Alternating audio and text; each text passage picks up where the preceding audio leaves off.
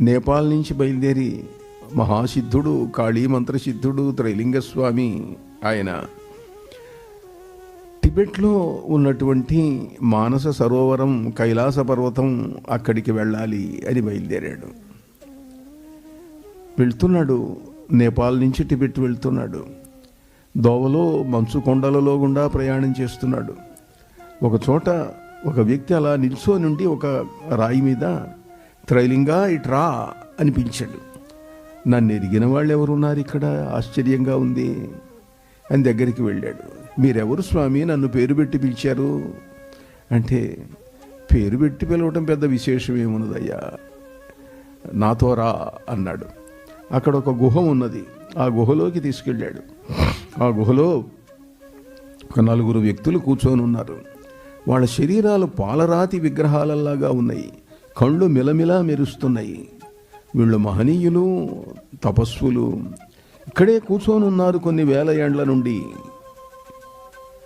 చాలా అదృష్టవంతుణ్ణి, వాళ్ళ దర్శనం చేయించారు నాకు. మీరెవరు అన్నాడు. నేను వీళ్లకు సేవ చేస్తూ ఉంటాను, నాకు సిద్ధాశ్రమం నుండి పిలుపు వచ్చింది అక్కడికి రమ్మని. అంటే నేను సిద్ధాశ్రమానికి వెళ్ళటానికే బయలుదేరాను అన్నాడు త్రైలింగస్వామి. నువ్వు నాకు సహాయం చేయగలవా అన్నాడు. చెప్పండి అన్నాడు. ఈ 4 రోజు ఆహారం పెట్టాలి. ఇక్కడే పండ్ల చెట్లు ఉన్నాయి, అదిగో అక్కడ సరస్సు ఉన్నది. ఆ పళ్ళుకి తీసుకొచ్చి కాస్త మొక్కలు చేసి ఆకుల్లో పెట్టి వీళ్ళ ముందు పెట్టాలి. ఆకు దొన్నెల్లో కాసిన మంచినీళ్ళు పెట్టాలి.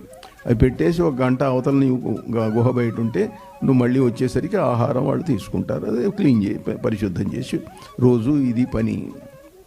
నేను మళ్ళీ తిరిగి వచ్చిందాకా నువ్వు వాళ్లకు సేవ చేయగలవా?